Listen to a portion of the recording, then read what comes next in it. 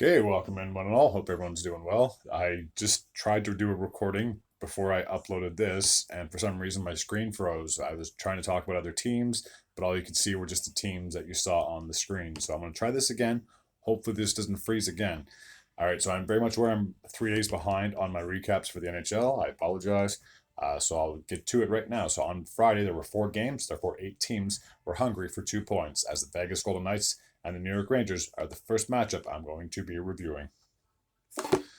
So in the first period, Rampell would open up the scoring for the Vegas Golden Knights, getting his second goal of the season from Cotter and Haig, 5 minutes and 2 seconds into that frame.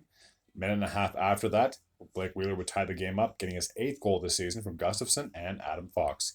After 20 minutes of play, we were all tied up at 1. Kolser would give the Vegas Golden Knights a 2-1 lead just 3 minutes and 18 seconds into that middle frame, recording his 4th goal of the season. Jonathan Marchessault would score less than a minute after that, giving the Vegas Golden Knights a 3-1 lead, his 23rd of the season from Barbashev and Nick Waugh. After 40 minutes of play, it was 3-1 in favor of the Vegas Golden Knights. Just 2 minutes and 11 seconds into that third period, Marchessault would increase the lead to 4-1, getting his second goal of the game from Barbashev and Nick Waugh. With a minute and 5 seconds, Kakko would cut the deficit to 4-2, assisted by Trouba and Blake Wheeler, but unfortunately it was too little too late at that point for the Rangers to mount a comeback. Marchessault would increase the lead to 5-2 with just 29 seconds remaining, recording a natural hat trick, his third of the game, 25th of the season for Barbashev and Brandon McNabb. So with the victory, the Vegas Golden Knights improved to 29-14-6, still second in that Pacific Division, while the Rangers, despite the loss, are still first in the Metropolitan Division with a record of 29-16-3. All right, the next matchup took place, I believe, in Pittsburgh. We had the Penguins, and they were playing host to the Florida Panthers, who are having an unbelievable season, by the way, just as I'm loading up the teams on the screen.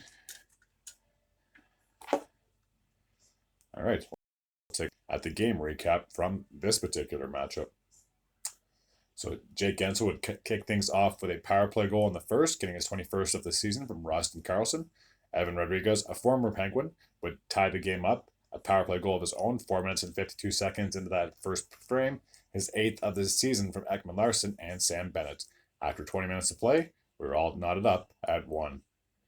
In the second period, Sam Reinhart, who has been playing absolutely out of this world, would get a power play goal of his own with 8 minutes and 11 seconds to go. His 36th goal of the season, so I could easily see him getting to almost 50 goals at this pace, assisted by Tkachuk and Ekman Larsson. After 40 minutes of play, it was 2-1 in favor of the Florida Panthers. In the third, Evgeny Malkin would tie the game up with just under a minute to go, 42 seconds to be exact. His 16th goal of the season from Crosby and Rust. We would need extra time. There was nothing settled in overtime, so we had to go to a shootout where Sam Reinhart would get the game-winning goal for the Florida Panthers. With the victory, the Panthers have now improved to 30-14-4, still second in that Atlantic Division, while the Penguins are still chasing a wildcard spot with a record of 21-17-7. All right, the next matchup took place in Colorado, where you had the Avalanche playing host to the Los Angeles Kings. The Kings, who looked like they were going to be a lock for that top 3 in that Pacific Division, now find themselves in a wild card spot. And I'm not sure if anyone ever caught Drew Doughty's post-game comments after they lost to the Sabres, but he sure as hell called out a few of his teammates. So, I'm not saying it's troubling times in LA, but you can't afford to go on a really big losing streak this part of the season. In the first period, Logan O'Connor would kick things off for the Avalanche, getting his 12th goal of the year from Girardi and Georgiev. He would get his second goal of the game with just over 5 minutes to go, 5 minutes and 5 seconds to be exact. His 13th of the year from Wood and Colton. McKinnon, who's been red hot as well, would get his 31st goal of the season with just a minute and a half remaining, assisted by Jonathan Drouin and Mikko Rantanen. After 20 minutes of play, it was 3-0 in favor of the Avs. In the second, Fiala would finally get the Kings on the board. 6 minutes and 20 seconds into that frame, a power play goal, his 12th of the season, assisted by Lafayette and Drew Doughty. Manson would increase the lead to 4-1 with 8 minutes and 16 seconds to go, his 6th of the season, assisted by Cogliano. In the third period, Cal McCarr would increase the lead to 5-1, just 31 seconds into that frame, his 12th of the season from McKinnon and Ross Colton. 5-1 would be the final score in favor of the Avs. So with the victory, Colorado has now improved to 32, 14, and 3, looking very strong. While the Kings, they are still in the wild card spots, and not all hope is lost, but they're 22, 14, and 10.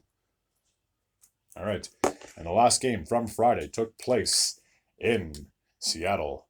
We had the Kraken, and they played host to the St. Louis Blues.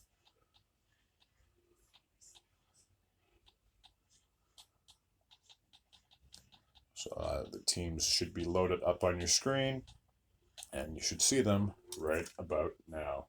Okay, let's take a look at the game summary from this matchup.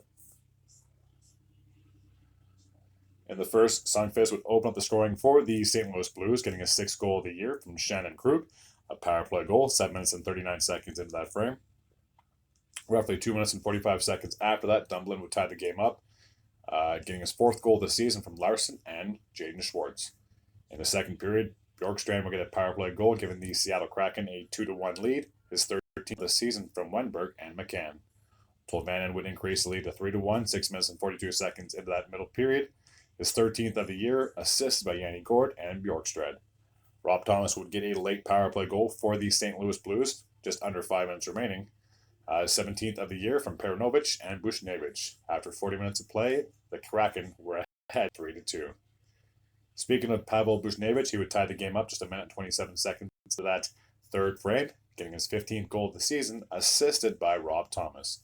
We wouldn't need extra time, and who else but not only the guy who got the game-tying goal, but he would also get the game-winning goal, as Pavel Bushnevich would score with just a minute and a half remaining in overtime, assisted by Ray Shen, his 2nd goal of the game, his 16th of the season. So St. Louis would come back and win this 4-3 in the extra frame. With the victory, the Blues improved to 25, 20, and 2, chasing a wildcard spot. And speaking of chasing a wildcard spot, the Kraken are right on their heels with a record of 20, 18, and 10.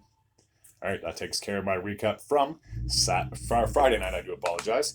As always, if you're new to this channel and you like this type of content, please feel free to hit the sub button. I'd be very grateful and very appreciative. And until next time, take care.